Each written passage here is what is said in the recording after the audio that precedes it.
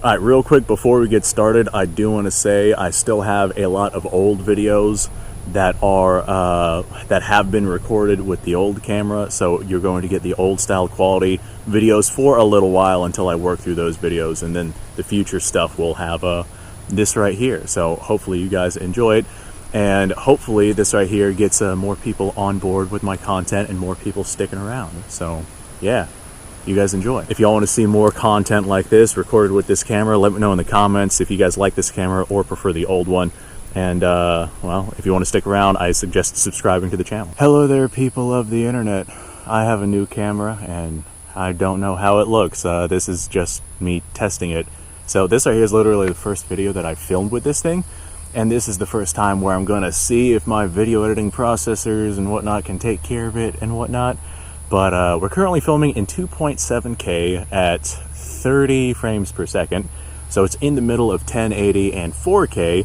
The reason why I'm not going with 4K is because 4K is a little bit on the jittery side. So I just kind of bumped it back a little bit, but it's still a dramatic improvement over my previous camera quality. So the main reason why I did this, normally I come out here and I'm like, hey, guess what? I'm going to give you guys a history lesson on this or that and the other thing, and that's not what this video is about.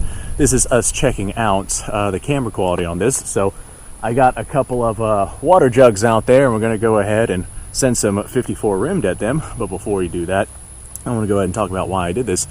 The reason why I got myself a better quality camera is because I did a poll where I asked a lot of you guys what y'all's opinion on my content was, and a lot of you guys said, hey, bump up the camera quality a little bit better. I know the old GoPro had like this constant smudge on the lens, and that was like actual lens damage. That GoPro is nearing a decade old at this point. We got it whenever it was brand new, like right as those came out.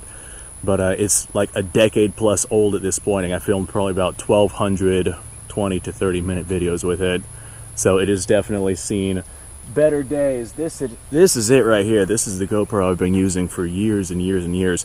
It used to be silver and clean, and just the amount of wear and tear on this thing, like the amount of wear and tear on the button from my fingers and just the amount of sun damage and growtiness on this thing, it has been through the absolute ringer. This right here, this is, yeah, there is the finish that is wearing off on this thing, and the battery on the back has just been swapped out so many times, and the plate is all janky and whatnot. Definitely time for me to get a better camera. But this right here, this camera, this actual GoPro, has some damage on the lens, and that right there is the smudge that a lot of people were seeing and complaining about over all of this time. So hey, guess what? Better quality camera, no smudge on this lens, and I'm probably going to use this one right here as a camera B down the road. Right now I don't have an SD card for it, otherwise I'd probably do that in this video because it'd be pretty cool to watch. But I took the SD card from this one and put it into this current camera that I have here that is now recording. So we've upgraded from our old school GoPro Hero 3, and I recorded in 1080 with this thing, but I swapped over to this 2.7K. I'm probably going to try 4K down the road, but I want to see if my everything could handle this 2.7. So we're gonna see how that works, how that happens. We're gonna see how much data this actually takes up, because I'm filming significantly more content and quality and more detail with these videos. So we do have a significantly more detailed video, and that should translate to more quality for the picture quality. Now, if you're rocking YouTube and you have your settings on 720 or something like that, then you're probably not going to see much of a difference, other than the fact that there's no smudge there. So what we're going to do, I got some 7.62 by 54 rimmed out here, and these right here, these are just normal copper jacket bullets. And what I did is I snipped the tip off of them. I actually have a whole video talking about these, and we check them out and whatnot, but this increases the surface area of these, so whenever they go down range, they won't just poke right through whatever it is that we're sending these lead rounds at.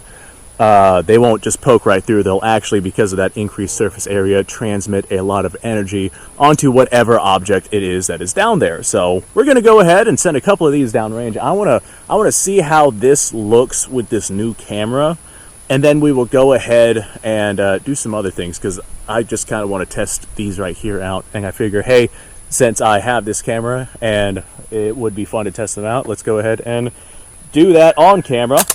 So this right here, these are, is that Kevin? Hi, Kevin. There's the first Kevin scream on this camera. Be happy about that, guys. The first of very, very many. Kevin's my peacock. I got 4 of them. They're all named Kevin. But let's see, what was I just talking about? These right here, they're not going to be accurate out to any, real distances, only because of, well, it's not a precise cut. So you're going to have some sort of tilting one way or the other. But here at the, I don't know, 10 yards or so that we're at, to be able to take care of these water jugs, we shouldn't have any problems with that. So I'm going to go ahead and just send around at our right water jug. Let's watch it, splash everything. Wow, that was very impressive. That was actually very, very impressive. I have no idea if I actually got that on camera, because I have no idea what the angle of this camera is supposed to be. And we're going to have to learn this one together, folks. So now we have ourselves another one. Just for funsies, let's go ahead and take care of that other water jug right there. And second verse, same as the first. Oh, I got wet with that one. That was incredible. This just turns things into mist. So one thing I really like about this camera right here is that it came with multiple batteries and like a portable battery charger. So I can now do much, much more work, because the old one I only had the one battery. So I had to consistently wait for that battery to charge, especially because it's like a decade old. I had probably about 45 minutes of charge time. So I had to wait for that battery to charge before I could come out and make another video. Versus this one, I can just constantly shell them out. It's going to be fantastic. Okay. One thing I want to do, I have this piece of wood right here that I've already hit plenty of times, but I want to see how this reacts to this wood and what kind of exit hole we get from something like that. So I'm going to go ahead and just kind of take this big pile of leaves on the back and nothing under them. So that right there is going to be where we look at for our exit hole. Let's go ahead and just send one of these rounds into that thing right there. I'm going to stand right here, so if that round does come off the ground, it goes into the car. Oh boy. All right. Well, let's... All right, so I've hit wood with like the regular jacketed ones pretty often, but this right here is probably not the first time where I've hit it with one of these cut rounds. But the exit hole on this is significantly larger in diameter than what we would expect from just a regular round. What I want to do, just out of my own curiosity, this log is pretty old and pretty lightweight, and I can feel that it's kind of starting to get a little on the squishy side. I'm going to go ahead and set it up to where I can send a round direct into the center right here, and why not? All right, now whenever I do this one, I'm probably going to have to change my area of angling so I can actually, line up with that thing down there. So you guys might not see me. Let me step, I'd say right about here. Can y'all see me? Y'all might be able to see me. I don't know. Let's send one into that log there. Oh, that was incredible. All right, let's have a look at that log real quick. Okay, well, we had one go in somewhere right here. I'm assuming right there. And this right here was not there before. So it did some stuff right there. My conclusion, it did some stuff right there. That is my euphoric scientific analysis of what just happened with that thing. Okay, well, we have a bowling pin right there. Let's see what kind of exit hole it makes in that bowling pin. All right, so I've only got one of these left. So I guess we'll have to make sure that this one counts and hope that the wind doesn't blow the bowling pin over. Let's see if I can get a strike, ladies and gentlemen. I'm gonna angle myself right about here, and you guys can see, yeah, y'all can see. And the bowling pin has been taken down. And ladies and gentlemen, I have bowled a perfect game. And if anyone has anything to say about that, please, please write whatever it is that you know it. That's probably not YouTube friendly. It's probably not YouTube friendly. I'm gonna go ahead and retract that statement. Your opinion matters. Let me go check this thing. I have hit these with all sorts of stuff over my time, but with where I had this particular one angled, I had it angled to where the actual round would come out of, well, right underneath this B right here. So this is clearly it. And bowling pins are extremely durable. This is made out of rubber and wood. And for the most part, the things that I send at it that actually pass through just kind of go through and through. They just like make a little hole. And any of the exit holes on this, they're really not that big and not that impressive. But for the most part, I send just like regular rounds at it. However, this time, oh boy, look at that. Yeah, this right here definitely shoved a lot more energy onto this bowling pin than just regular old rounds would. I've hit these with plenty of these 54 rimmed cartridges, so none of the regular rounds have done anything even remotely like that. That's insane. That's a lot of damage right there.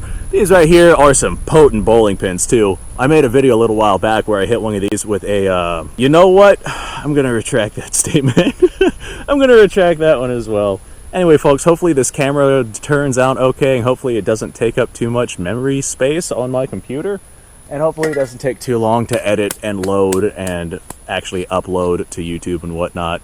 So we're going to go ahead and give it a try, and thanks for watching. Like, subscribe, share, description below, link to all sorts of stuff. Go check it out. Let me go take care of this, see how it looks, see what we're working with, and see if I have to make any more adjustments. And I will see you guys on the next video.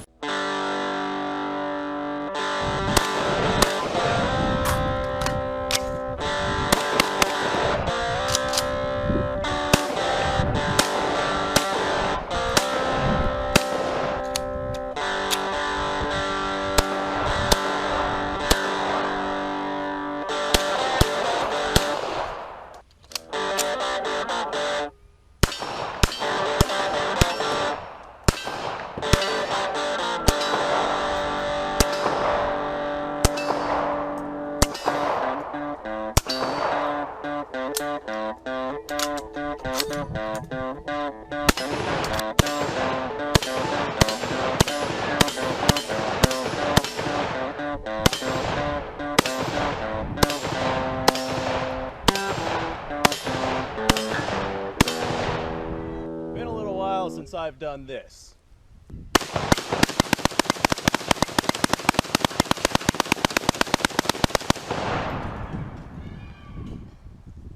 Bonnie and Clyde be damned. The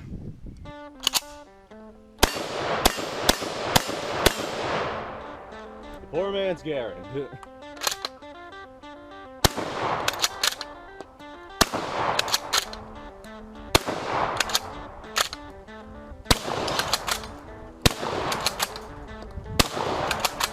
It's a shame that bolt action shotguns aren't more mainstream.